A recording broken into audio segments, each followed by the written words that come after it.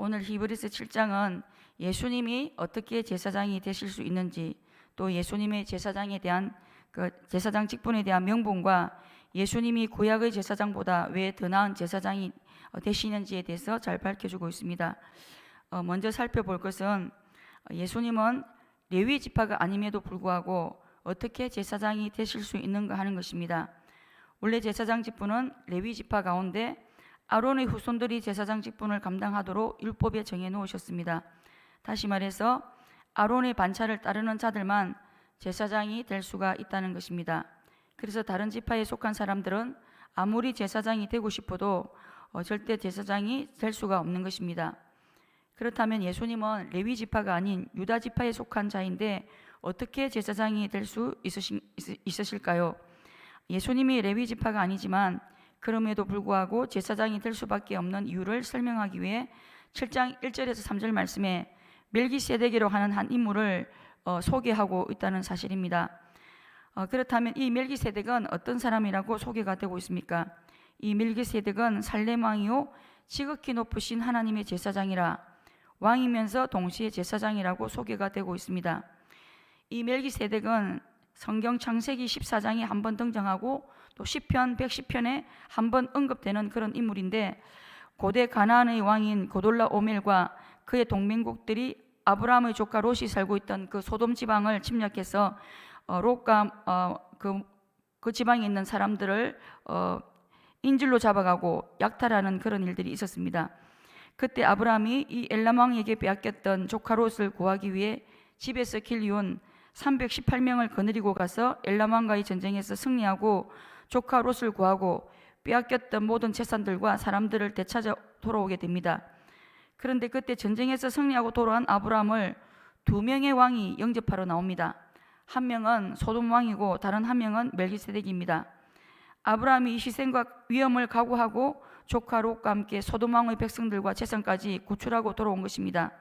그런데 소돔 왕은 형식적으로 아브라함을 영접하지만 멜기세덱은 떡과 포도주로 아브라함을 영접하고 아브라함에게 복을 빌어줍니다. 창세기 14장 19절에서 20절, 그가 아브라함을 축복하여 이르되 천지의 주제시요 지극히 높으신 하나님이여 아브라함에게 복을 주소서, 너희 대적을 내 손에 붙이신 지극히 높으신 하나님을 찬송할지로다. 사실 아브라함과 멜기세덱 두 사람은 원래 안면이 있는 그런 관계가 아니라 그때 처음 만난 생면부지의 사람들입니다. 그런데 멜기세덱은 아브라함이 전쟁에서 승리한 소식을 듣고 아브라함을 찾아와서 아브라함을 환대합니다. 마치 전쟁터에서 개선한 장군을 위해 연회를 준비한 왕처럼 아브라함을 대하고 아브라함에게 복을 빌어줍니다. 악한 자들의 행포에 의해서 약탈당했던 조카와 재산을 빼앗아온 아브라함을 멜기세덱이 환대하는 모습은 멜기세덱이 살렘 왕 평강의 왕으로서 아브라함을 환대한 것이며, 또 아브라함에게 복을 빌어 주었다는 것은 멜기세덱이 제사장으로서 아브라함에게 직무를 감당했다고 볼 수 있습니다. 멜기세덱이 아브라함을 환대하고 복을 빌어주자 아브라함은 자신의 그 전리품 중에서 10분의 1을 이 멜기세덱에게 줍니다. 생명부지의 멜기세덱에게 아브라함이 자신의 그 전리품 중에 10분의 1을 주었다고 하는 것은 아브라함 역시도 멜기세덱을 지극히 높으신 하나님의 제사장으로 또 왕으로 인정했다고 볼 수 있습니다. 왕과 제사장 제도가 아직 마련되지 않은 시대지만 멜기세덱은 왕과 제사장의 두 직책을 동시에 가지고 있었던 아주 특이하고 신비로운 그런 인물로 볼 수 있습니다. 한 사람이 두 가지 직책을 가진 것이 율법이 만들어지기 전 그 시대에는 이상하지 않은 일일지 모르지만 율법 이후의 하나님의 백성들에게는 너무 특이하고 잘 받아들여지지 않는 그런 부분으로 볼 수 있습니다. 사울왕이 사무엘 제사장이 제사 드리기로 한 시간보다 늦게 도착하자 자신이 직접 희생 제사를 드리다가 일 때문에 하나님께 피해를 당하게 됩니다. 그리고 우시야 왕도 성전에서 분향하다가 하나님께 징벌을 받아 나병에 걸리게 되는 일이 일어났습니다. 사실상 하나님은 왕이 제사장 직책을 겸임하는 것을 허락하지 않으시고 또 이런 일들을 시도했을 때 징벌하는 그런 모습을 볼 수 있습니다. 그러나 하나님은 멜기세덱에게 왕과 제사장이라는 특별한 직책을 감당하게 하심으로써 율법이 생기기 전에 율법이 속하지 않은 특별한 제사장을 하나님께서 이미 세우셔서 예수님의 제사장 직분에 대한 정당성을 보여주고 계신 것입니다. 그러므로 예수님은 율법에 속한 아론의 반차를 따라서 제사장이 된 것이 아니라 이 특별한 제사장 라인인 멜기세덱 반차를 따라서 제사장이 되었다고 하는 것입니다. 예수님은 이 멜기세덱의 반차를 따랐기 때문에 멜기세덱처럼 왕이시면서 동시에 제사장이 되실 수가 있는 것입니다. 그리스도의 왕의 직분과 제사장 직분의 명분을 만들어 놓으시기 위해 이미 창세기에서 멜기세덱을 예수님의 모형, 예표로 등장시키고 계신 것을 볼 수 있습니다. 그리고 하나님은 멜기세덱의 이름과 또 그가 아브라함의 한 일을 통해 예수님의 속성을 잘 보여주고 계십니다. 멜기세덱은 그의 이름대로 예수님과 유사하게 의와 평강을 드러냅니다. 예수님과 너무나 닮은 꼴입니다. 예수님을 본 적도 없고 만난 적도 없지만 그는 예수님의 모습을 가지고 있습니다.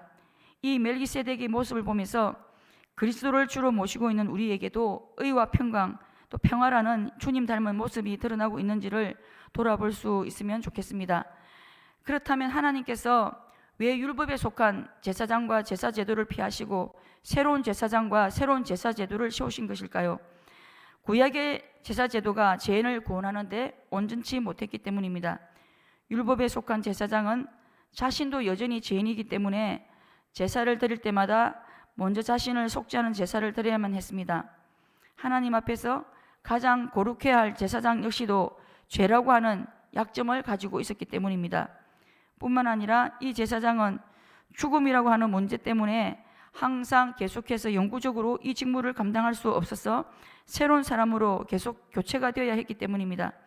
그래서 율법에 속한 이 제사장이 연약하고 무익하여서 더 좋은 제사장을 세우셨다고 말씀합니다. 이것이 바로 율법의 한계입니다. 율법이 하나님께 이르는 완전한 길이었다면 모든 사람들이 하나님의 거룩한 지성소에 들어갈 수 있었을 것입니다. 그런데 하나님의 존전에 나아갈 수 있는 사람은 오직 대제사장밖에 없습니다. 그것도 1년에 딱 한 번밖에 들어갈 수가 없습니다. 하나님은 바로 이런 율법의 한계를 아시고 더 좋은 언약, 더 나은 길, 예수님을 통해 하나님께 직접 나아갈 수 있는 길을 계획하셨던 것입니다. 그렇다면 예수님은 구약에 속한 제사장보다 왜 우리에게 더 좋은 제사장이라고 할 수 있습니까? 25절 말씀, 그러므로 자기를 힘입어 하나님께 나아가는 자들을 온전히 구원하실 수 있으니 이는 그가 항상 살아서 저희를 위하여 간구하심이라. 예수님이 더 좋은 제사장이신 이유는 더 좋은 언약의 보증이시며 완전한 구원이 되시기 때문입니다. 예수님은 자신의 피로 단번에 제사를 드려 우리를 영원히 온전케 하시고 그 단번의 제사로 우리를 영원히 어렵다 하시고 우리의 생명을 영원토록 책임져 주시는 완전한 구원이 되시기 때문입니다. 예수님 자신이 우리를 위해 완전한 제사를 드리셨기 때문에 예수님께서 우리를 구원하시기 위해 하셨던 일에 대해 그 어떤 보완도 보충도 더 이상 필요가 없다는 것입니다. 그 한 번의 제사로 우리의 과거, 현재, 미래의 모든 죄악이 이미 완전히 용서받게 되었고 지극히 높으시고 거룩하신 하나님께 언제든지 어떤 모습이든지 있는 모습 그대로 주저하지 않고 담대히 나아갈 수 있는 그 길을 보증해 주셨기 때문입니다. 예수님이 더 좋은 제사장인 이유는 예수님은 우리의 영원한 제사장이시기 때문입니다. 구약의 제사장은 죽음을 인하여 항상 잊지 못하는데 예수님은 영원히 계신 분이시기 때문에 우리를 위해 어제나 오늘이나 영원히 이 제사장 직분을 수행하고 계신다는 사실입니다. 항상 살아계시기 때문에 항상 우리의 필요를 돌아보시고 우리를 동정하시고 우리의 간구를 하나님께 올려드리실 뿐만 아니라 예수님 자신이 예수님을 통해 하나님께 나오는 자들을 위해 항상 간구해 주시는 중보자의 사명을 감당하시고 계시기 때문입니다. 예수님이 지금도 살아계셔서 우리를 위해 기도하시며 이 제사장 직분을 감당하고 계시기 때문에 오늘도 우리가 하나님의 은혜 가운데 살아가고 있다는 사실입니다. 우리에게 이런 영원한 제사장이 계시기 때문에 우리의 실수와 연약함으로 인해 범죄할 때도 죄책과 죄의 짐으로 인해 고통스러워하는 것이 아니라 죄의 문제를 가지고 제사장이신 예수님께 나아가 죄 용서의 은혜를 누릴 수가 있는 것입니다. 그리고 걱정과 염려가 찾아올 때도 우리를 가장 불쌍히 여겨주시고 동정해 주시고 항상 우리를 위해 간구해 주시는 우리의 영원하신 제사장이신 예수님께 나아가 모든 염려와 걱정을 맡길 수가 있는 것입니다.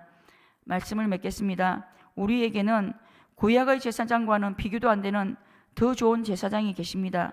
인류 역사 가운데 전무후무한 유일한 구세주로 우리를 완벽하게 구원해 주시고 우리의 사소하고 잡다한 일뿐만 아니라 크고 염려스러운 모든 문제들까지 완전하게 해결해 주시는 문제 해결 전문가이시며 항상 우리를 위해 변호해 주시고 끊임없이 우리를 위해 강구하고 계신 영원한 제사장이 실제로 존재하실 뿐만 아니라 우리 안에 살아계신다는 이 놀라운 사실을 기억하고 제사장이신 예수님을 더욱 의지하고 더욱 가까이 나아가는 우리 모두가 되어야겠습니다.